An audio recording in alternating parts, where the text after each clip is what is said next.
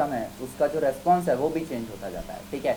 इसी डैम्पिंग के अकॉर्डिंग जो सिस्टम है वो अनडैम्प्ड भी हो जाता है, क्रिटिकली डैम्प्ड भी हो जाता है, अंडर डैम्प्ड भी हो जाता है और ओवर डैम्प्ड भी हो जाता है, ठीक है। इसके बाद में हमने उससे रिलेटेड क्वेश्चन भी देखे, फर्स्ट ऑर्डर सिस्टम के लिए हमने क्वेश्चन देखे, सेकेंड ऑर्डर सिस्टम के लिए हमने क्वेश्चन देखे। आज हम क्वेश्चन के बारे में डील कर रहे हैं कि भाई क्वेश्चन किस तरह से हमसे पूछा जाता है एग्जाम में और हमें किस तरह से उसे ट्रीट करना है, राइट। देखिए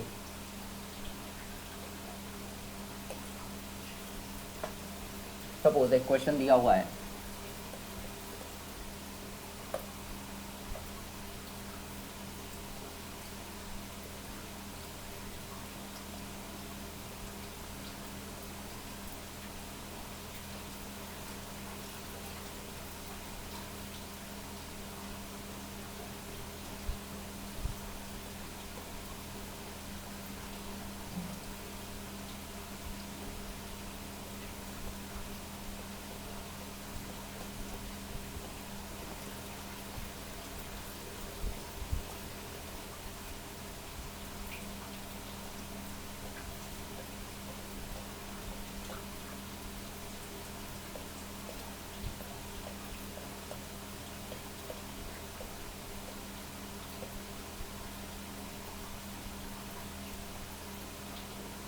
ये एक सिस्टम दिया हुआ है जिसका कि ओपन लूप ट्रांसफर फंक्शन है k1/s² plus 1 plus k2 into S, ठीक है। फीडबैक कौन सा है, नेगेटिव फीडबैक है और इस फीडबैक की वैल्यू कितनी है, यूनिटी। इसने क्या बोला है कि इस सिस्टम के लिए यदि इफ जीटा जो है डैम्पिंग दैट वैल्यू इज 0.6, यदि इस सिस्टम के लिए जीटा की वैल्यू 0.6 है और डैम्प्ड फ्रीक्वेंसी ऑफ ऑसिलेशन, हमें पता है डैम्प्ड फ्रीक्वेंसी ऑफ ऑसिलेशन क्या होता है, damped frequency of oscillation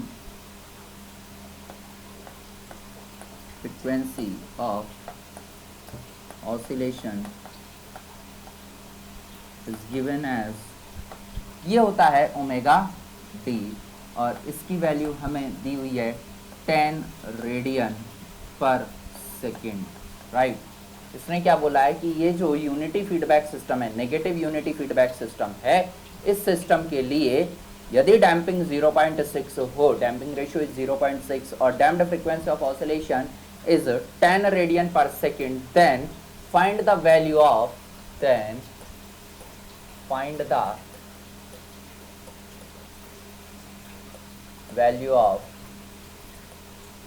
K1 and K2। हमें क्या करना है, K1 और K2 की वैल्यू को फाइंड करना है। तो अब देखिए इसको हम किस तरह से करते हैं इस क्वेश्चन को। सबसे पहले हम क्या करें, ये जो आपको ओपन लूप ट्रांसफर फंक्शन दिया हुआ है, इस ओपन लूप ट्रांसफर फंक्शन से हम closed loop transfer function find out करते हैं। यदि हम closed loop transfer function find out करें तो हमें पता है जो क्लोज्ड लूप ट्रांसफर फंक्शन है, क्लोज्ड लूप ट्रांसफर फंक्शन, इसका फॉर्मूला क्या होता है, g/1 plus g into H. यदि ये नेगेटिव फीडबैक सिस्टम है तो g की वैल्यू हो गई K1/s² इन plus 1 plus K2 into S, ये तो हो गया g1 whole divide by 1 plus g into H, H की वैल्यू कितनी है, यूनिटी, तो ये वैल्यू आ जाएगा K1/s² plus 1 plus K2 into S, right. अब हम इसको सॉल्व करते हैं, किस तरह से इसको सॉल्व करें, हम क्या करते हैं, इसको तो हमने एज इट इज लिखा K1/s² plus 1 plus K2 into s whole divide by, हम क्या करते हैं यहाँ एलसीएम ले लेते हैं। एलसीएम क्या आ जाएगा यहाँ, s² plus 1 plus K2 into S, यहाँ बच जाएगा s² plus 1 plus K2 into S plus K1, right. Any doubt, इसको हम ये दोनों एक दूसरे को कैंसिल कर देंगे, ये दोनों एक दूसरे को कैंसिल कर दिए, रेस्ट ऑफ द टर्म बच जाएगी अब हमारे पास K1/s² plus 1 plus K2 into S plus K1। बात आई समझ में। ये हमने क्या किया, जो ओपन लूप ट्रांसफर फंक्शन था k1 upon S square plus 1 plus k2 into S, इस ओपन लूप ट्रांसफर फंक्शन से हमने closed loop transfer function find out कर लिया, राइट। अब हम क्या करते हैं, इस क्लोज्ड लूप ट्रांसफर फंक्शन से कैरेक्टरिस्टिक इक्वेशन फाइंड आउट करते हैं। कैरेक्टरिस्टिक इक्वेशन क्या होती है, जो क्लोज्ड लूप ट्रांसफर फंक्शन है, इस क्लोज्ड लूप ट्रांसफर फंक्शन के डिनोमिनेटर पार्ट को यदि हम 0 के बराबर कर दें तो वो कैरेक्टरिस्टिक इक्वेशन हो जाती है। तो यहां से यदि हम कैरेक्टरिस्टिक इक्वेशन देखें, कैरेक्टरिस्टिक इक्वेशन क्या हो जाएगी, denominator part is what, s square plus 1 plus k2 into S,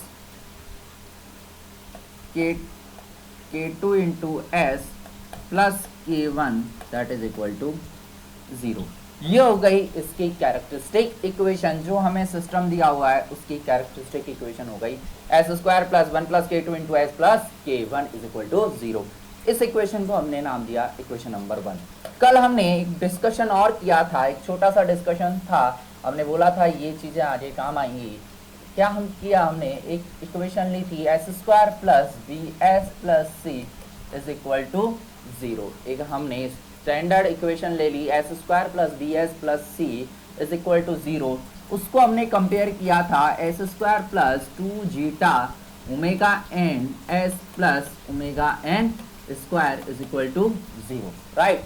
हमने क्या किया, इन दोनों इक्वेशंस को कंपेयर किया था। यदि हम इन दोनों इक्वेशन को कंपेयर करें तो हमें पता लगा एस स्क्वायर का कोफिशिएंट यूनिटी है, यहाँ भी एस स्क्वायर का कोफिशिएंट यूनिटी है, यहाँ एस का कोफिशिएंट है b that is equal to, यहाँ एस का कोफिशिएंट हो गया 2 जीटा ओमेगा एन, राइट। इसी तरह से डिस्कशन किया था हमने, राइट।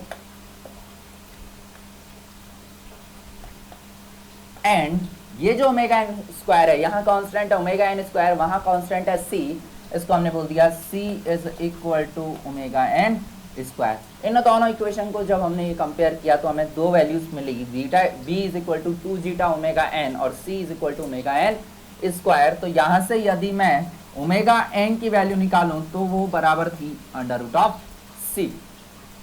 मतलब जो आपके पास कांस्टेंट है उसका यदि मैं रूट ले लेता हूं तो हमें ओमेगा एन की वैल्यू पता लग जाएगी। और यहां से यदि हम जीटा की वैल्यू निकालें तो जीटा आ जाता है b upon 2 into omega n, b upon 2 into omega n की वैल्यू अभी हमने क्या फाइंड आउट करी, अंडर रूट ऑफ सी, तो जीटा आ जाता है बी अपॉन 2 रूट सी। ये हमने कंपेयर किया था, हमने बोला था कि यदि सेकेंड ऑर्डर सिस्टम दिया हुआ है तो उस सेकेंड ऑर्डर सिस्टम से हम जीटा और ओमेगा एन को किस तरह से फाइंड आउट कर सकते हैं। ओमेगा एन के लिए आपको क्या करना है, जो कांस्टेंट टर्म है उसका रूट ले लेना है, और जीटा के लिए हमें बी अपॉन 2 रूट सी वैल्यू पुट कर देनी है, तो हम यहाँ से जीटा की वैल्यू फाइंड आउट कर सकते हैं। अब हम इस क्वेश्चन को डील करते हैं। देखिए ये भी सेकेंड ऑर्डर सिस्टम था, ये भी सेकेंड ऑर्डर सिस्टम था, यहाँ एस स्क्वायर का कोफिशिएंट यूनिटी है, यहाँ भी एस स्क्वायर का कोफिशिएंट यूनिटी है। तो क्या हम बोल सकते हैं कि जो कांस्टेंट होगा, ओमेगा एन क्या था, ये जो कांस्टेंट पार्ट था वो omega N under root of C के बराबर था, कांस्टेंट के बराबर था। तो क्या हम यहाँ से बोल सकते हैं कि जो k1 होगा इसका यदि हम रूट ले लें तो ये ओमेगा एन के बराबर आएगा, कोई दिक्कत। जो कांस्टेंट टर्म थी उस कांस्टेंट टर्म का यदि हम अंडर रूट ले लें, अंडर रूट ऑफ k1, यहाँ कांस्टेंट टर्म अंडर रूट के k1 है, तो इसका हमने रूट ले लिया under root k1 is equal to omega n. बात आई समझ में, राइट। इसी तरह से यदि हम देखें तो देखो हमें क्या क्या दी हुई है, जीटा दिया हुआ है और डैम्प्ड फ्रीक्वेंसी ऑफ ऑसिलेशन दिया हुआ है। सिमिलरली यदि हम यहाँ से जीटा की वैल्यू फाइंड आउट करें, जीटा बराबर क्या हो जाएगा, जीटा होता है बी अपॉन 2 रूट सी। बी क्या होता है, एस का जो कोफिशिएंट है वो कहलाता है b, that is 1 plus k2, कोई दिक्कत। बी अपॉन 2 रूट सी मीनिंग हो गया under root of k1, 2 root k1। बात आई समझ में। हमने क्या किया, ओमेगा एन भी निकाला और जीटा भी कैलकुलेट कर लिया कि जीटा की वैल्यू क्या है। हमें किसकी वैल्यू फाइंड आउट करनी है, हमें k1 और k2 की वैल्यू फाइंड आउट करनी है, राइट। इसको हम इक्वेशन नंबर 2 नाम दे देते हैं, इसको हमने बोल दिया इक्वेशन नंबर 3। अब देखिए हमें आगे किस तरह से इसको डील करते हैं। देखो हमें यहाँ वैल्यू दी हुई है damped frequency of oscillation omega d is equal to 10 radian पर सेकेंड, और उसने डैम्पिंग रेशियो भी दिया हुआ है 0.6। हमें पता है कि जो डैम्प्ड फ्रीक्वेंसी ऑफ ऑसिलेशन है ओमेगा डी, इसका फॉर्मूला क्या होता है, ये होता है omega N under root of 1 minus zeta square. पता है हमें ये फॉर्मूला कि जो डैम्प्ड फ्रीक्वेंसी ऑफ ऑसिलेशन है वो होती है omega N under root of 1 minus zeta square. देखिए आपको डैम्प्ड फ्रीक्वेंसी ऑफ ऑसिलेशन दिया हुआ है, राइट, 10, डैम्पिंग दी हुई है 0, यहाँ से ओमेगा एन की वैल्यू फाइंड आउट कर सकते हैं, राइट। हमने यहाँ से ओमेगा एन कैलकुलेट किया। यदि हमारे पास ओमेगा एन आ गया दैट मीन्स हम K1 की वैल्यू फाइंड आउट कर लेंगे, क्योंकि ओमेगा एन क्या है, अंडर रूट ऑफ K1 के बराबर है। देखिए इसको हम किस तरह से ओमेगा डी की वैल्यू हम पुट करते हैं। ओमेगा डी दिया हुआ है 10, राइट। ओमेगा एन हमें फाइंड आउट करना है, omega N under root of 1 minus zeta दिया हुआ है 0.6 होल स्क्वायर, या 10 is equal to omega N under root of 1 minus 0.36 और 10 is equal to omega N under root of 0.64 और 10 is equal to omega N, इसकी value, इसका root यदि हम लें तो ये वैल्यू आ गई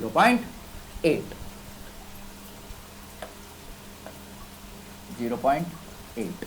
तो ओमेगा एन यहाँ से आ जाएगा 10/0.8। इसको हम सिंप्लीफाई कर लेते हैं, ये पॉइंट हटाया, ये यहाँ, ये आ जाएगा 12.5 रेडियन पर सेकेंड। ये आ गई हमारे पास ओमेगा एन की वैल्यू। हमने क्या किया, जो डैम्प्ड फ्रीक्वेंसी ऑफ ऑसिलेशन दिया हुआ था और जो डैम्पिंग थी उससे हमने ओमेगा एन की वैल्यू को फाइंड आउट कर लिया। इस इक्वेशन से फ्रॉम इक्वेशन 2 क्या हम बोल सकते हैं, यदि हमारे पास ओमेगा एन आ गया तो हम K1 की वैल्यू फाइंड आउट कर लें। फ्रॉम इक्वेशन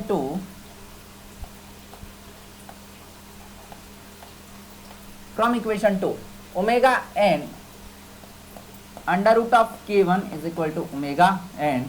तो यहां से K1 की वैल्यू कितनी आ जाएगी, ओमेगा एन कितना आया है 12.5, K1 बराबर omega N square that is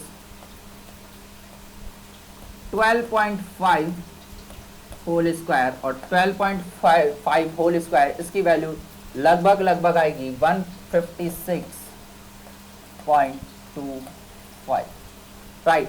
तो इस तरह से हमने K1 की वैल्यू को फाइंड आउट किया।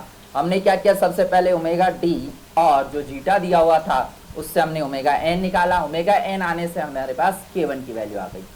K1 की वैल्यू अब हमें पता लग गई, तो क्या हम इस इक्वेशन नंबर 3 से जीटा की K2 की वैल्यू फाइंड आउट कर सकते हैं। कैसे, जीटा हमें पता है, रूट K1 हमें पता है 12.5। तो फ्रॉम इक्वेशन 3 देख, zeta is equal to 1 plus K2 upon 2 under root of K1। यहां हमने लिखा, इसको क्रॉस मल्टीप्लाई किया, 1 plus K2 is equal to 2 into zeta into under root of K1। यहां से 2 इंटू जीटा की वैल्यू कितनी है 0.6 into under root of K1 that is 12.5, right. इसको हम सॉल्व कर लेते हैं, इसकी वैल्यू आती है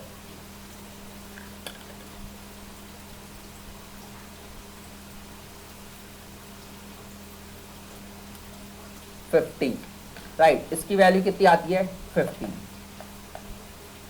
तो 1 प्लस K2 कितना हो गया हमारे पास 15। तो क्या हम यहां से K2 की वैल्यू निकाल सकते हैं, ये आ जाएगा 15 माइनस 1 दैट इज 14। इस तरह से हमने क्या किया, K1 और K2 की वैल्यू को फाइंड किया। बात आई समझ में। तो सबसे पहले हमने किस तरह से प्रोसीडिंग की वो हम देख लेते हैं। सबसे पहले हमने क्या किया, जो आपको ओपन लूप ट्रांसफर फंक्शन दिया हुआ था और नेगेटिव यूनिटी फीडबैक सिस्टम दिया हुआ है, उससे हमने closed loop transfer function calculate किया, right. Closed loop transfer function calculate करने के बाद में हमने कैरेक्टरिस्टिक इक्वेशन निकाल ली। कैरेक्टरिस्टिक इक्वेशन पता है हमें, इसका डिनोमिनेटर पार्ट 0 कर दो, कैरेक्टरिस्टिक इक्वेशन आ जाएगी। कैरेक्टरिस्टिक इक्वेशन आने के बाद में इस इक्वेशन को हमने हमारी जो स्टैंडर्ड सेकंड ऑर्डर इक्वेशन थी उससे कंपेयर किया। हमने सब कोफिशिएंट एस स्क्वायर, एस और कांस्टेंट जो थे उन सबको कंपेयर किया। कंपेयर करने के बाद में हमने यहाँ से दो रिजल्ट निकाल लिए, ओमेगा एन और जीटा की फॉर्म में। अब हमें पता था कि जो डैम्प्ड फ्रीक्वेंसी ऑफ ऑसिलेशन था वो दिया हुआ है और जीटा दिया हुआ है, तो हमने यहाँ से ओमेगा एन निकाल लिया। क्यों? यदि हमें k1 की वैल्यू चाहिए तो ओमेगा एन निकालना पड़ेगा, और यदि हमें जीटा की वैल्यू चाहिए, k2 की वैल्यू चाहिए, तो हमें जीटा और k1 दोनों चाहिए। मतलब अल्टीमेटली हमें किसकी वैल्यू फाइंड आउट करनी थी? ओमेगा एन की। ओमेगा एन को फाइंड आउट करने के लिए हमने क्या किया? ओमेगा डी पता था, जीटा पता था, हमने ये फॉर्मूला पुट किया, यहाँ से हमें ओमेगा एन पता लग गया। ओमेगा एन पता लगने के बाद में हमें k1 की वैल्यू इस इक्वेशन नंबर 2 से हमने फाइंड आउट कर ली।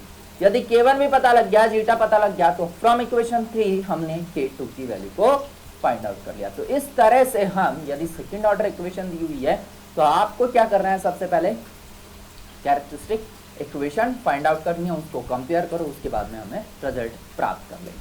राइट, ये तो था एक क्वेश्चन। अब हम इसके बाद में नेक्स्ट क्वेश्चन पर डील करते हैं। नेक्स्ट क्वेश्चन देखते हैं हम। नेक्स्ट क्वेश्चन देखते हैं अब हम। एक हमें यूनिटी फीडबैक सिस्टम दिया हुआ है।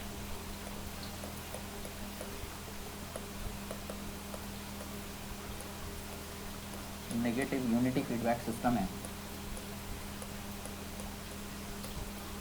जिसका कि ओपन लूप ट्रांसफर फंक्शन दिया हुआ है।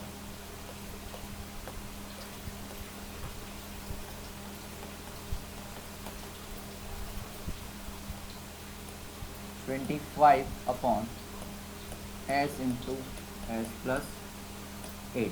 राइट, एक यूनिटी फीडबैक सिस्टम है जिसका कि ओपन लूप ट्रांसफर फंक्शन दिया हुआ है दिस। इसने क्या बोला है? हमें सेकंड पीक तक पहुंचने में कितना टाइम लगेगा। ठीक है, तो अब हम सबसे पहले क्या करें? जो ओपन लूप ट्रांसफर फंक्शन है, इस ओपन लूप ट्रांसफर फंक्शन से हम closed loop transfer function find out करते हैं। इसके बाद में हम देखेंगे कि सेकंड पीक क्या होगी, उसका फॉर्मूला क्या होता है। ठीक है, हम निकालते हैं इसका closed loop transfer function. Closed loop transfer function, closed loop transfer function पता है हमें, g/1 प्लस gh हमें फॉर्मूला पता है, या g की वैल्यू हो गई 25 s into S plus 8 whole divide by 1 plus gh, that is 1 plus 25 2s plus 8। Right, इसका हम एलसीएम लेके इसको सॉल्व कर लेते हैं। ये आ जाएगा 25 s इंटू एस प्लस 8।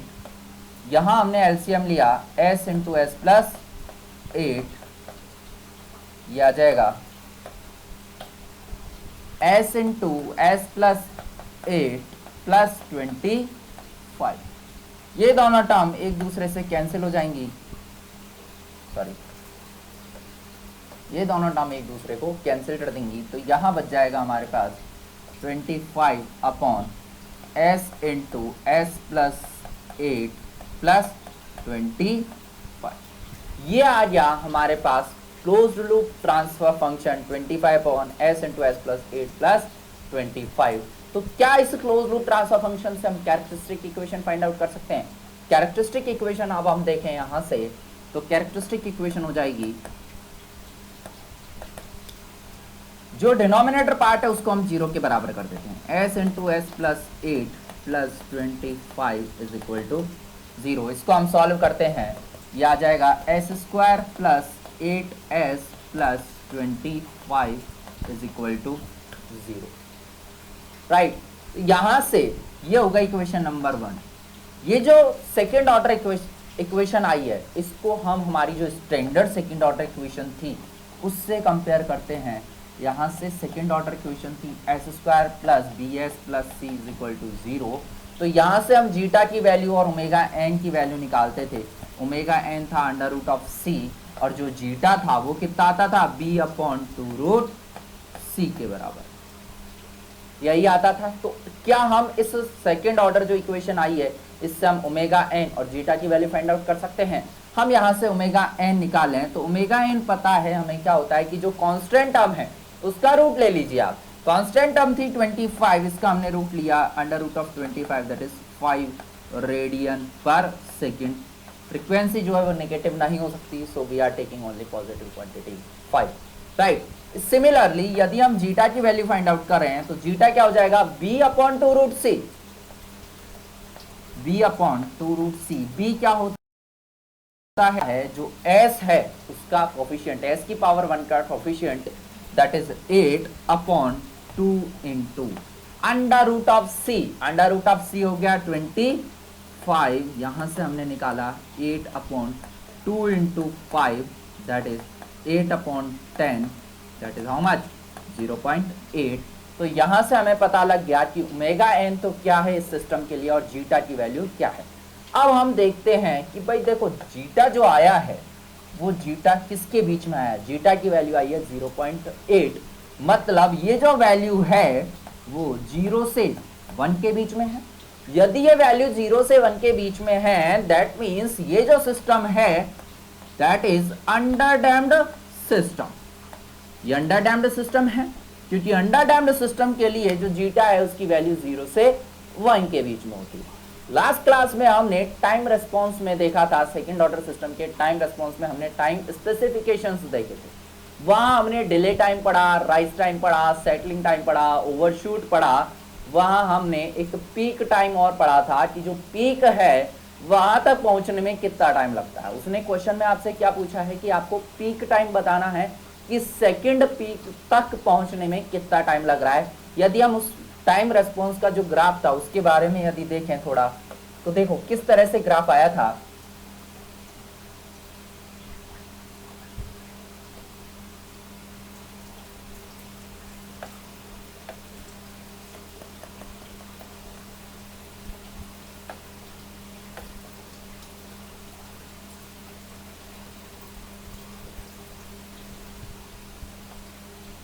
इसी तरह से हमें ग्राफ मिला था।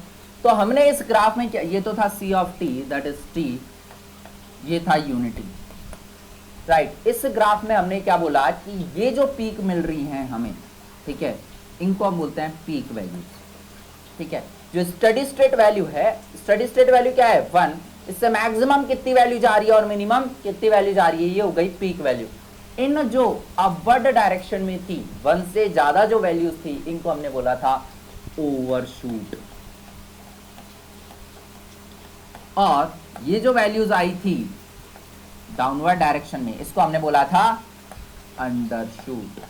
बात आई समझ में? यहां हमें अपवर्ड डायरेक्शन में भी पीक मिल रही है, डाउनवर्ड डायरेक्शन में भी पीक मिल रही है। जो अपवर्ड डायरेक्शन में पीक होती है इनको हम बोलते हैं ओवरशूट, और डाउनवर्ड डायरेक्शन में जो पीक मिलती है इनको हम बोलते हैं अंडरशूट। तो हमने क्या बोला, 0 से इस मैक्सिमम वैल्यू तक पहुंचने में जो टाइम लगता है इस टाइम को हम बोलते हैं TP, that is peak time. बात आई समझ में? ये होता है पीक टाइम, और इसका फॉर्मूला हमने देखा, इसका फॉर्मूला होता है n pi upon omega D के बराबर। यही फॉर्मूला होता है। लास्ट क्लास में हमने देखा कि ये पीक टाइम है और इसका फॉर्मूला हो गया n pi upon omega D. हमने क्या किया था, हमने n की वैल्यूज को अलग अलग लिया था। हमने क्या बोला, यदि n एक ऑड नंबर है 5 1 3 5 7 अप टू सो ऑन, तो यहां हमें कौन सा शूट मिलता है, ओवरशूट। सिमिलरली यदि इसकी वैल्यू एक इवन नंबर है 2 6 4 6 8, तो अब हमें यहां अंडरशूट प्राप्त होते हैं। बात आई समझ में? कल देखा था हमने ये, मतलब यदि हमें यहाँ पहला पीक चाहिए, पहला ओवरशूट चाहिए, तो n की वैल्यू कितनी रखनी पड़ेगी 1, that is pi upon omega T. यदि मुझे सेकंड अंडरशूट, फर्स्ट अंडरशूट चाहिए, देखिए ये हो गया फर्स्ट ओवरशूट, ये हो गया second overshoot, this is third overshoot, right. इसी तरह से ये हो गया फर्स्ट अंडरशूट, ये हो गया सेकंड अंडरशूट, ये हो गया थर्ड अंडरशूट, यही प्राप्त हो रहा है हमें। अब हमें यदि ऑड नंबर, उसने क्या बोला है हमसे क्वेश्चन में कि आपको सेकंड पीक तक पहुंचने में टाइम चाहिए। सेकंड पीक देखो कहाँ है, ये फर्स्ट पीक हो गया और ये हो गया सेकंड पीक, राइट।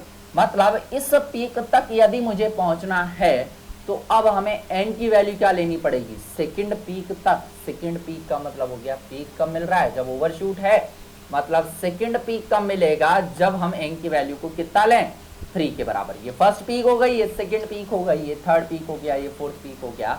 मतलब n बराबर यदि हमने 3 लिया उस समय हमें सेकंड पीक मिलेगा।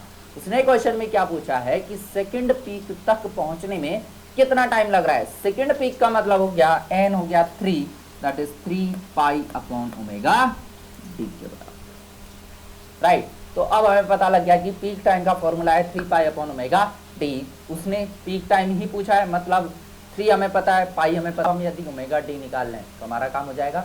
ओमेगा डी अब देखो हम किस तरह से निकालते हैं। ओमेगा डी का हमें फॉर्मूला पता है। ओमेगा डी का फॉर्मूला क्या होता है? Omega d is equal to omega N under root of 1 minus zeta square, यही फॉर्मूला होता है। अब हमने ओमेगा एन भी पता कर लिया, जीटा भी पता कर लिया। देखो ओमेगा एन क्या आया यहाँ से 5, जीटा क्या आया 0.8।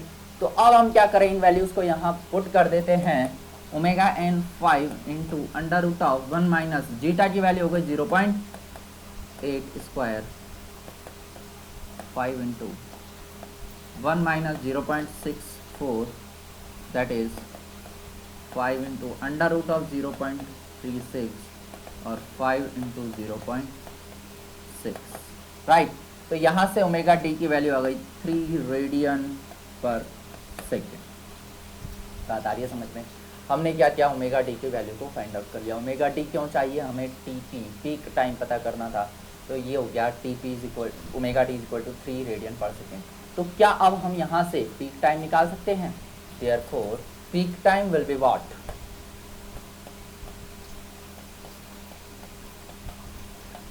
Peak time for second peak,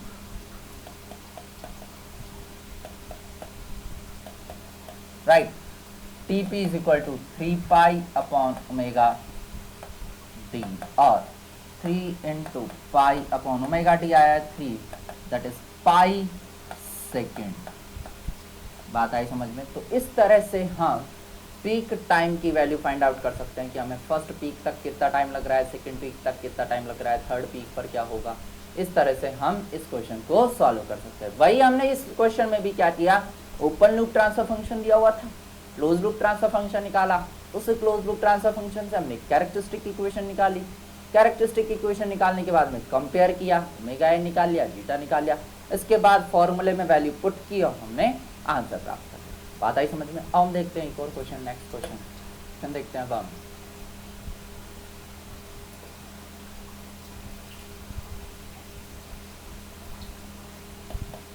right तक कितना टाइम लग रहा है, थर्ड पीक पर क्या होगा। इस तरह से हम इस क्वेश्चन को सॉल्व कर सकते हैं। वही हमने इस क्वेश्चन में भी क्या किया, ओपन लूप ट्रांसफर फंक्शन दिया हुआ था, क्लोज लूप ट्रांसफर फंक्शन निकाला। उस क्लोज लूप ट्रांसफर फंक्शन से हमने कैरेक्टरिस्टिक इक्वेशन निकाली। कैरेक्टरिस्टिक इक्वेशन निकालने के बाद में कंपेयर किया, ओमेगा एन निकाल लिया, जीटा निकाल लिया। इसके बाद फॉर्मूले में वैल्यू पुट की और हमने आंसर प्राप्त कर लिया। बात आई समझ में? अब हम देखते हैं एक और क्वेश्चन, नेक्स्ट क्वेश्चन देखते हैं। अब हमें क्या दिया हुआ है, एक यूनिट स्टेप रेस्पॉन्स दिया है for first order system. Unit step response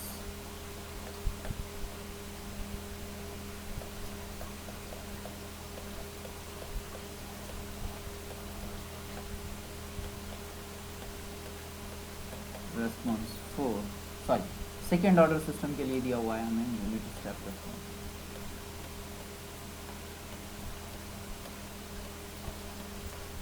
एक सेकेंड ऑर्डर सिस्टम के लिए हमें यूनिट स्टेप रेस्पॉन्स दिया हुआ है C of T is equal to 1 minus ई की power minus zeta omega N T upon under root of 1 minus zeta square sine omega D T plus 60, right.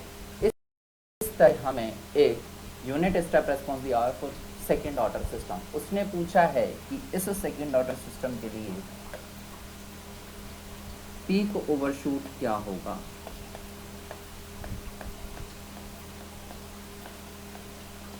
Peak overshoot is what, right.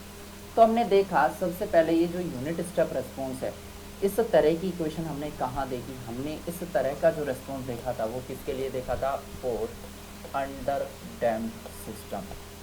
Under damped system के लिए इसी तरह से response मिला था, ठीक है। अंडर डैम्ड सिस्टम के लिए हमने देखा कि जो आउटकम आया था वो इसी फॉर्म में आया था, C of T is equal to 1 minus ई की power minus zeta omega N T upon under root of 1 minus zeta square sine of omega D T plus theta, right. अब इसने यह बोला है हमसे कि पीक ओवरशूट हमें फाइंड आउट करना है। हमने इस अंडर डैम्ड सिस्टम के लिए टाइम स्पेसिफिकेशंस देखे थे, वहाँ हमने पीक ओवरशूट के बारे में डिस्कशन किया था।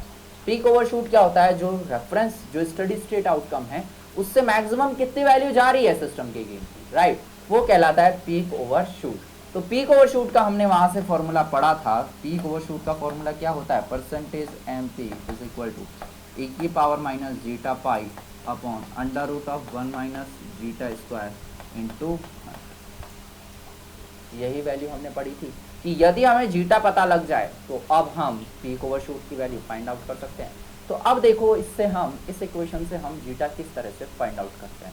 हमारे पास जो आउटकम था सेकेंड ऑर्डर सिस्टम के लिए, जो आउटकम आया था for under damped system, c of t, ये आया था 1 माइनस ई की power minus zeta omega N T upon under root of 1 minus zeta square sine omega D T plus theta, यही हमने पढ़ा था। हमने यहाँ ये चीज और देखी थी कि जो थीटा होता है वो होता है कॉस इनवर्स ऑफ जीटा के बराबर। ये चीज हमने वहां और देखी थी। हमने इसके जब पोल बनाए थे तो वहां हमने थीटा देखा था, थीटा वहां कॉस थीटा की वैल्यू निकाली थी, कॉस थीटा बराबर होता है जीटा। तो हम वहां से बोल सकते हैं कि जो थीटा है वो किसके बराबर होगा, कॉस इनवर्स ऑफ जीटा के बराबर। तो यदि इस इक्वेशन को मैं हमारा जो आउटकम दिया उससे कंपेयर करें तो देखिए 1 1 ई की power minus zeta omega t upon under root of 1 minus zeta square बिल्कुल सेम है, साइन साइन सेम है, ओमेगा डी टी प्लस ये जो थीटा होगा यहाँ, ये जो थीटा है और ये जो एंगल है ये बराबर होंगे। मतलब यदि हम इन दोनों इक्वेशंस को कंपेयर करें तो हमें थीटा की वैल्यू क्या मिल रही, 60 डिग्री। बात आई समझ में। यदि हमें थीटा की वैल्यू प्राप्त हो गई तो क्या हम यहाँ से जीटा निकाल सकते हैं। जीटा बराबर हो जाएगा cos theta, that is cos 60। Cos 60 की वैल्यू कितनी हो जाएगी, 0.5। यदि अब हमें जीटा की वैल्यू पता लग गई तो अब हम यहाँ से पीक ओवरशूट निकाल सकते हैं। Therefore peak overshoot will be is equal to E की power minus 0.5 into pi upon under root of 1 minus 0.5 whole square into 100। तो इसको यदि हम कैलकुलेट करें इसकी वैल्यू आती है 60, ऑलमोस्ट 16.3%।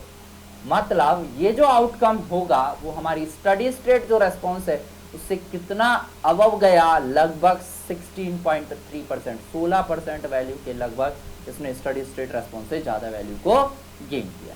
बात आई समझ में। तो हमने क्या किया, जो हमारे पास स्टैंडर्ड इक्वेशन थी उससे इस इक्वेशन को कंपेयर किया, हमने थीटा निकाला। थीटा के बाद में हमें पता है कि थीटा यदि पता है तो जीटा पता लग जाएगा और इस ओवरशूट के लिए हमें जीटा की वैल्यू भी चाहिए होगी। हमने जीटा की वैल्यू कैलकुलेट करके यहाँ पीक ओवरशूट की वैल्यू को फाइंड आउट करते हैं। अब हम देखते हैं एक और क्वेश्चन, नेक्स्ट क्वेश्चन।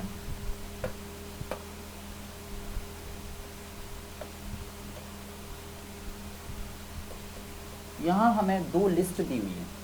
एक लिस्ट में क्या है, हमें क्लोज्ड लूप ट्रांसफर फंक्शन बताया गया है कि एक लिस्ट में हमें क्लोज्ड लूप ट्रांसफर फंक्शन दिया हुआ है। दूसरी लिस्ट में हमें उन ट्रांसफर फंक्शंस के लिए या उन सिस्टम्स के लिए रेस्पॉन्स दिए हुए हैं। तो हमसे ये पूछा है कि भाई कौन से ट्रांसफर फंक्शन के लिए हमें किस तरह का रेस्पॉन्स प्राप्त होगा। देखिए लिस्ट नंबर 1,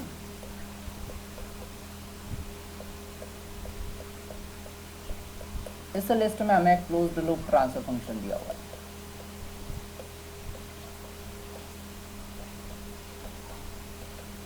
और लिस्ट 2 में हमें रेस्पॉन्स दिए हुए हैं। ठीक है, किस तरह से हमें आउटकम आएगा।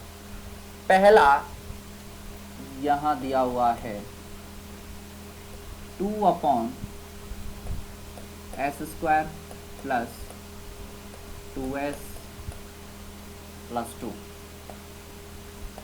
एक दिया हुआ है हमें 10/(()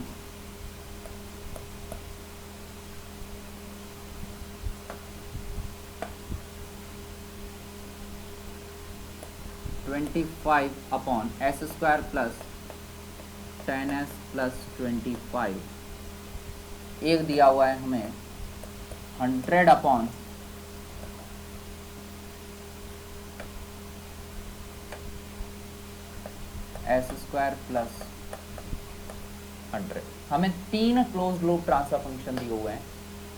इनके लिए अब हमें लिस्ट 1 में एक रेस्पॉन्स दिया हुआ है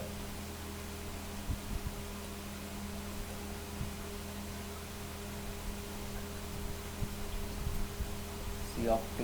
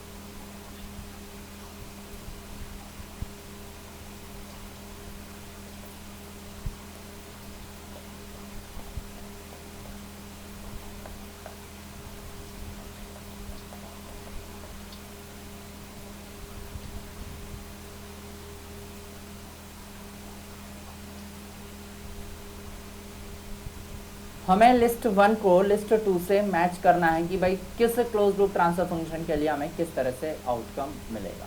ठीक है, तो इन आउटकम को यदि हम थोड़ा सा डिटेल से देखें, देखो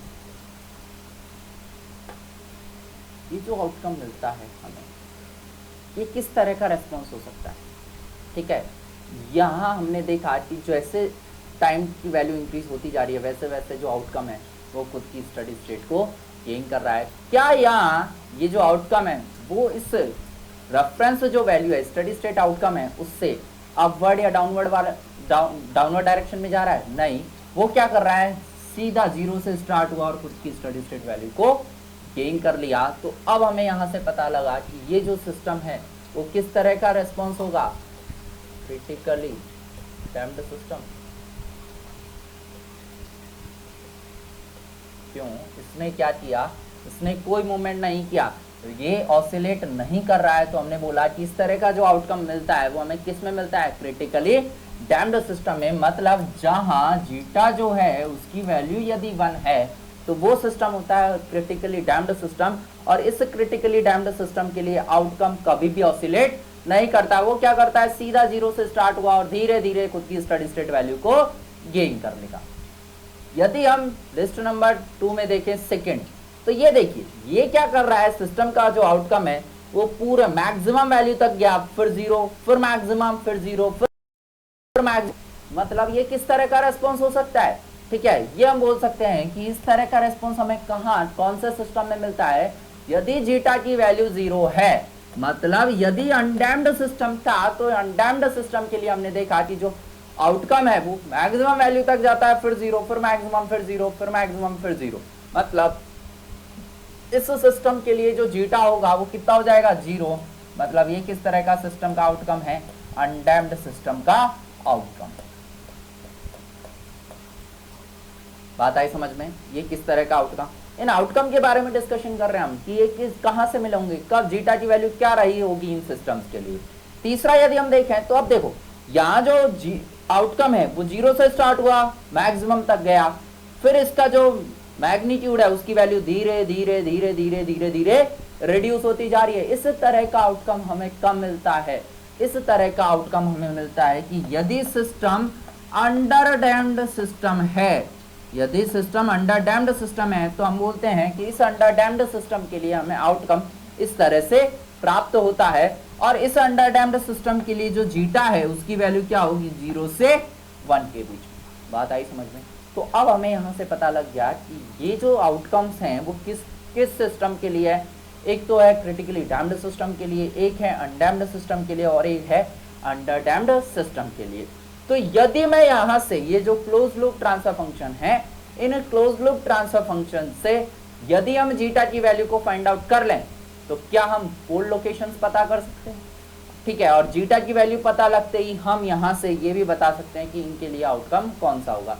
यदि जीटा 0 आता है तो कौन सा आउटकम होगा, जीटा 1 आता है तो कौन सा आउटकम होगा, और जीटा यदि 0 से 1 के बीच में आता है तो हमें किस तरह से आउटकम मिलेगा वो देखते हैं। सबसे पहले हम क्या करें, अब यहाँ इसको सॉल्व करने के लिए पहला जो पार्ट दिया हुआ है क्लोज लूप ट्रांसफर फंक्शन, इसकी कैरेक्टरिस्टिक इक्वेशन निकालते हैं। इसकी कैरेक्टरिस्टिक इक्वेशन क्या हो जाएगी, s² plus 2s plus 2 is equal to 0। Close loop transfer function के डिनोमिनेटर पार्ट को हमने 0 कर दिया, ठीक है। ये आ गई कैरेक्टरिस्टिक इक्वेशन।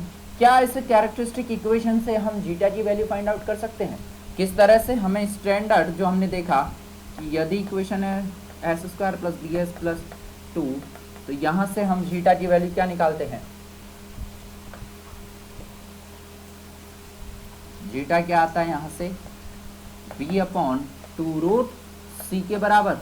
तो क्या हमें यहाँ b पता है, c पता है, क्या हम जीटा की वैल्यू फाइंड आउट कर सकते हैं। जीटा क्या हो जाएगा, जीटा हो जाएगा b/2 √2, दैट इज 1/√2। ये जो पहला आया ए पार्ट, इसके लिए जीटा की वैल्यू आई है 1/√2। इसकी जो वैल्यू है वो 0 से 1 के बीच में लाई कर रही है। यदि हम 1/√2 की वैल्यू फाइंड आउट करें तो हमें पता है इसकी वैल्यू 0 से 1 के बीच में लाई करेगी। यदि जीटा 0 से 1 है मतलब ये कौन सा सिस्टम होगा, अंडरडैम्प्ड सिस्टम। ये हो गया अंडरडैम्प्ड सिस्टम, अंडरडैम्प्ड सिस्टम।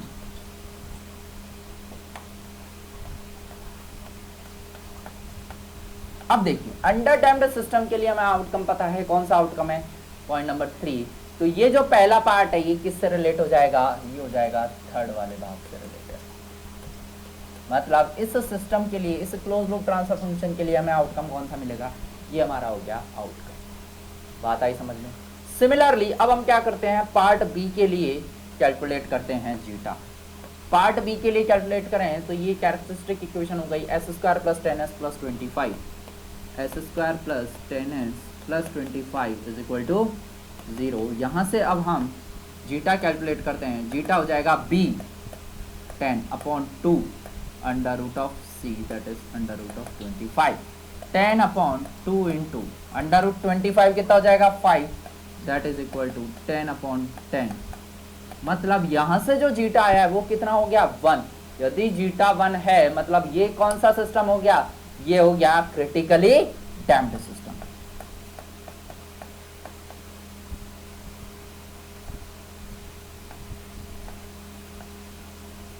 अब हम देखें यहाँ सिस्टम के जो आउटकम दिए उनमें क्रिटिकली डैम्प्ड सिस्टम कौन सा है, ये हो गया क्रिटिकली डैम्प्ड सिस्टम। तो बी जो पार्ट है इसके लिए हमें आउटकम मिल जाएगा first one.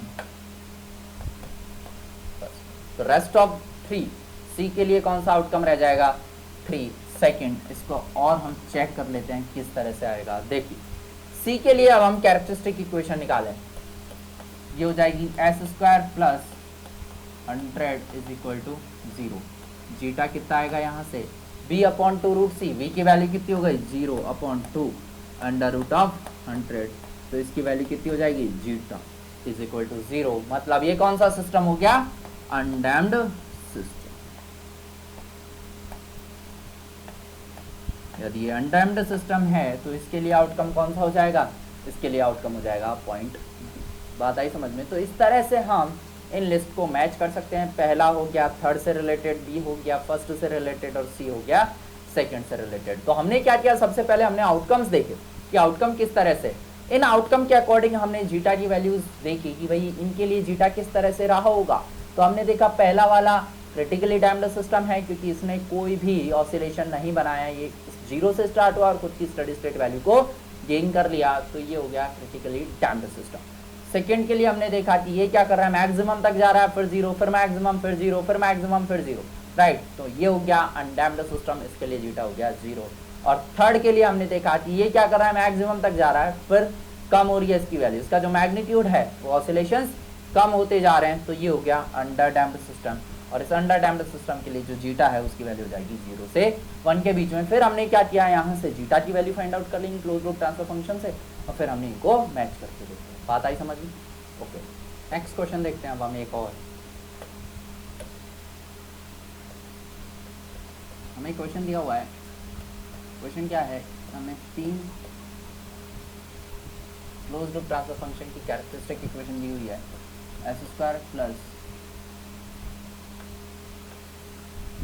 2s plus 10 is equal to 0। एक इक्वेशन हमें दी हुई है s² plus 10s plus 100 is equal to 0। एक इक्वेशन दी हुई है s² plus 5s plus 25 is equal to 0। इस तरह से हमें 3 इक्वेशंस दी हुई हैं, ठीक है। 3 ट्रांसफर फंक्शन है, उनकी 3 कैरेक्टरिस्टिक इक्वेशन दी गई।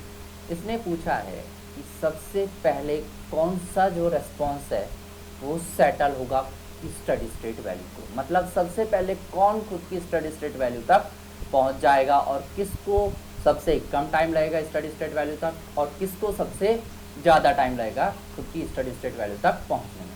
तो देखिए, किसी भी रेस्पॉन्स को सेटल होने में जो टाइम लगता है वो हमने देखा, उस टाइम को हम बोलते हैं सेटलिंग टाइम, ठीक है। वो 2% क्राइटेरिया के लिए भी हो सकता है, 5% क्राइटेरिया के लिए भी हो सकता है, ठीक है। तो अब हम बात कर लेते हैं कि सेटलिंग टाइम जिसके लिए कम होगा वो जल्दी सेटल होगा, और जिसके लिए सेटलिंग टाइम ज़्यादा होगा वो लेट सेटल होगा।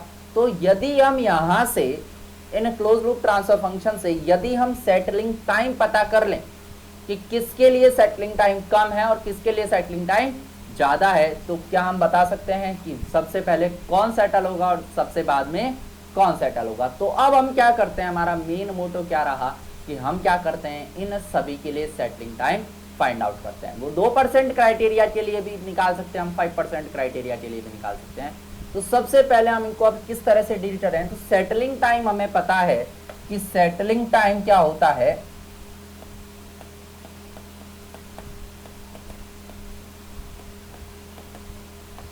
ये होता है TS, that is equal to, यदि मान लो हम 2% क्राइटेरिया के लिए ले रहे हैं तो ये हो जाता है 4 टाउ, और यदि हमने 5% क्राइटेरिया के लिए लिया है तो ये हो जाता है 3 टाउ। बात आई समझ में? तो यदि हमें टाउ की वैल्यू कम होगी मतलब वो जल्दी सेटल हो रहा है, और यदि टाउ की वैल्यू ज़्यादा होगी तो वो लेट सेटल होगा। तो अब हम क्या करें, इन इक्वेशन से यदि हम टाउ टाइम कांस्टेंट की वैल्यू को फाइंड आउट कर लें तो हम बता सकते हैं किसके लिए सेटलिंग टाइम कम होगा और किसके लिए सेटलिंग टाइम ज़्यादा होगा। हमने देखा कि जो सेकेंड ऑर्डर सिस्टम है उसके लिए टाइम कांस्टेंट होता है 1/जीटा ओमेगा n, यही होता है। हमने फॉर्मूला देखा था कि जो टाउ होता है उसके लिए वैल्यू होती है 1/जीटा ओमेगा n। तो यदि हम यहाँ से जीटा ओमेगा n की वैल्यू पता कर लें तो टाइम कांस्टेंट पता लग जाएगा, और टाइम कांस्टेंट पता लगते ही हमें सेटलिंग टाइम पता लग जाएगा। तो अब हम देखते हैं कि हम टाउ किस तरह से फाइंड आउट कर सकते हैं। तो वही हमारी जो स्टैंडर्ड इक्वेशन थी, इसको हम देखें, यदि ये थी s² plus bs plus c is equal to 0, और जो स्टैंडर्ड इक्वेशन थी वो थी s² plus 2 zeta omega n s plus c is equal to 0। यदि हम इन दोनों को कंपेयर करें तो जीटा ओमेगा n, क्या हम इसको लिख सकते हैं b के बराबर, और जीटा ओमेगा n किसके बराबर हो जाएगा, b/2 के बराबर। टाइम सेटलिंग टाइम के लिए हमें किसकी वैल्यू पता होनी चाहिए, जीटा ओमेगा n की। जीटा ओमेगा n की वैल्यू किस तरह से आएगी, b/2 करने से हमें जीटा ओमेगा n की वैल्यू पता लग जाएगी, और यदि जीटा ओमेगा n पता लग गया तो हमें टाइम कांस्टेंट पता लग जाएगा, और टाइम कांस्टेंट पता लगते ही हमें सेटलिंग टाइम पता लग जाएगा। मतलब हम बता सकते हैं कि कौन सबसे पहले सेटल होगा और कौन सबसे लेट सेटल होगा। तो सबसे पहले हम क्या करें, इन तीनों इक्वेशंस के लिए हम जीटा ओमेगा n की वैल्यू को फाइंड आउट कर लेते हैं। पहला, यदि मैं इस इक्वेशन के लिए जीटा ओमेगा n निकालूं तो जीटा ओमेगा n कितना हो जाएगा, इसके लिए b/2, b हो गया 2/2, दैट इज हाउ मच 1। यदि जीटा ओमेगा n 1 है तो क्या इसके लिए हम फर्स्ट के लिए क्या हम टाउ 1 की टाइम कांस्टेंट पता कर सकते हैं इस इक्वेशन का? ये हो जाएगा time constant that is 1/1 that is 1 second. मतलब इसके लिए जो टाइम कांस्टेंट है वो कितना आ रहा है? 1 सेकेंड के बराबर। सिमिलरली हम क्या करें, सेकेंड इक्वेशन के लिए जीटा ओमेगा एन निकाल लेते हैं। ये आ जाएगा b/2 that is 10/2 how much 5। यदि जीटा ओमेगा एन 5 आया है तो यहां से टाइम कांस्टेंट 2 के लिए कितना हो जाएगा? Tau 2 is equal to 1 zeta omega N that is 1/5 that is 0.2 second. मतलब इस सेकेंड सिस्टम के लिए टाइम कांस्टेंट कितना आ रहा है? 0.2 सेकेंड। सिमिलरली यदि मैं इस सिस्टम के लिए जीटा ओमेगा एन निकालूं तो वो क्या हो जाएगा? b/2 that is 5/2 that is 2.5। मतलब यहां से टाइम कांस्टेंट हो जाएगा टाउ 3 इज इक्वल टू 1/2.5। इसकी वैल्यू आएगी 0.4 सेकेंड। मतलब इस फर्स्ट सिस्टम के लिए टाइम कांस्टेंट आया 1 सेकेंड, सेकेंड के लिए टाइम कांस्टेंट आया 0.2 सेकेंड, थर्ड के लिए टाइम कांस्टेंट आया 0.4 सेकेंड। मतलब यदि हम तीनों को कंपेयर करें तो हमने क्या देखा? सेकेंड ऑर्डर जो सिस्टम है ये इस सिस्टम के लिए सबसे कम टाइम लग रहा है, फर्स्ट टाइम कांस्टेंट सबसे कम है, तो इस सिस्टम को सेटल होने में भी सबसे कम टाइम लगेगा। क्यों? यदि टाउ की वैल्यू कम है तो इसके लिए जो सेटलिंग टाइम है वो भी कम रहेगा। इससे ज्यादा सिस्टम 3 के लिए टाइम कांस्टेंट की वैल्यू इंक्रीज हो गई 0.2 से 0.4। मतलब यदि इसके लिए टाइम कांस्टेंट इंक्रीज हो गया तो इसका सेटलिंग टाइम भी इंक्रीज हो गया। इसके लिए फर्स्ट वाले के लिए सेटलिंग टाइम कांस्टेंट है 1 सेकेंड, मतलब इसके लिए जो टाइम कांस्टेंट है वो और इंक्रीज हो गया तो इसका जो सेटलिंग टाइम है वो और भी ज्यादा होगा। मतलब यदि हम कंपेयर करें तो सेकेंड वाला जो सिस्टम है इसके लिए सबसे कम टाइम कांस्टेंट है, मतलब ये सबसे जल्दी सेटल होगा क्योंकि सेटलिंग टाइम कम हो जाएगा। इसके बाद में सिस्टम नंबर जो 3 है उसके लिए टाइम कांस्टेंट और इंक्रीज हुआ। यदि टाइम कांस्टेंट इंक्रीज हो गया तो सेटलिंग टाइम और इंक्रीज हो गया। मतलब ये थोड़ा बाद में स्टडी स्टेट तक पहुंचेगा। और सबसे ज्यादा टाइम कांस्टेंट किसके लिए है? पार्ट नंबर 1 के लिए। जब सबसे ज्यादा टाइम कांस्टेंट इसके लिए तो मतलब इसको और भी ज्यादा टाइम चाहिएगा क्योंकि स्टडी स्टेट वैल्यू तक पहुंचने में, मतलब इसका जो टाइम कांस्टेंट है वो और इंक्रीज हो जाएगा। मतलब सबसे पहले सिस्टम नंबर 2 स्टडी स्टेट तक पहुंचेगा, उसके बाद सिस्टम नंबर 3 स्टडी स्टेट तक पहुंचेगा और उसके बाद में सिस्टम नंबर 1 खुद की स्टडी स्टेट तक पहुंचेगा। तो बात आई समझ में? हमसे क्या बोला कि आपको 3 सिस्टम दिए, उन 3 सिस्टम में से हमें बताना है कि कौन सबसे पहले खुद की स्टडी स्टेट वैल्यू को गेन कर लेगा। तो हमें पता है जिसके लिए सेटलिंग टाइम कम होगा, सेटलिंग टाइम क्या होता है? सेटल होने में लगा हुआ टाइम। तो वो 2% के लिए भी हो सकता है, 4% के लिए भी हो सकता है, सॉरी 5% के लिए भी हो सकता है। तो अब हमने क्या किया? सबसे पहले सेटलिंग टाइम देखा। क्यों? यदि सेटलिंग टाइम कम होगा तो सबसे पहले सेटल हो जाएगा, सेटलिंग टाइम ज्यादा हुआ वो बाद में सेटल होगा। तो हमने क्या किया? सेटलिंग टाइम क्या होता है हमारे पास? Tau S T S is equal to 4 tau. यदि हम जनरल 2% क्राइटेरिया के लिए बात कर लेते हैं, टाउ हमें पता है सेकंड ऑर्डर सिस्टम्स हैं उनके लिए टाउ होता है 1 जीटा ओमेगा एन। तो यदि हम जीटा ओमेगा एन पता कर लें तो हम टाउ पता कर सकते हैं। और यदि टाउ पता लग गया तो जिसके लिए टाउ कम है सेटलिंग टाइम कम होगा, जिसके लिए टाउ ज्यादा है उसके लिए सेटलिंग टाइम भी ज्यादा होगा। तो इस टाउ को निकालने के लिए हमने क्या किया? 1 जीटा ओमेगा एन निकाला। जीटा ओमेगा एन किस तरह से निकालते हैं? हमने क्या किया? हमारी जो स्टैंडर्ड इक्वेशंस थी वो कंपेयर करके देखा तो हमने पता किया कि जो जीटा ओमेगा एन है वो किसके बराबर होता है? एस का जो कोफिशिएंट है उसको यदि हम बाई 2 कर दें तो हमें जीटा ओमेगा एन पता लग जाएगा। तो अब हमने क्या किया? फर्स्ट के लिए जीटा ओमेगा एन निकाला, बी का जो एस का जो कोफिशिएंट था 2 उसको डिवाइड कर 2 से, यहाँ से आया 1। जीटा ओमेगा एन यदि 1 आ गया तो टाइम कांस्टेंट हमने पता कर लिया 1/1 दैट इज 1 सेकेंड। सेकेंड के लिए हमने जीटा ओमेगा एन निकाला, टाउ 2 निकाल लिया 0.2 सेकेंड। थर्ड के लिए हमने जीटा ओमेगा एन निकाला, टाउ 3 निकाल लिया 0.4 सेकेंड। तो अब हमने क्या देखा कि जो सिस्टम नंबर 2 है उस सिस्टम के लिए टाइम कांस्टेंट की वैल्यू सबसे कम आई है 0.2 सेकेंड। यदि टाइम कांस्टेंट कम है तो इसको सेटल होने में भी कम टाइम लगेगा दैट इज 4 टाउ। ठीक है, इसकी वैल्यू कम हो गई तो सबसे पहले कौन सेटल होगा? System number 2। फिर हमने ये देखा जो सिस्टम नंबर 3 है उसको टाइम कांस्टेंट 0.4 सेकेंड है, मतलब इसको और ज्यादा टाइम लग रहा है सेटल होने में, तो ये और ज्यादा वैल्यू हो जाएगी। इसके बाद में सबसे ज्यादा टाइम कांस्टेंट किसके लिए लगा? पहले वाले सिस्टम के लिए, मतलब ये जो पहला वाला सिस्टम है इसका सेटलिंग टाइम भी सबसे ज़्यादा होगा, मतलब कि ज़्यादा टाइम के बाद में सेटल होगा। तो फर्स्ट आ गया, सेकंड वाला सबसे पहले सेटल होगा, सेकंड, फिर थर्ड और फिर वन। ठीक है, तो इस तरह से हम इन क्वेश्चंस को डील कर सकते हैं। सेकंड ऑर्डर सिस्टम के जो क्वेश्चंस है इसको हम इस तरह से कैरेक्टरिस्टिक इक्वेशन निकाल के फॉर्मूला पुट करके हम इन वैल्यूज को फाइंड आउट कर सकते हैं। ओके।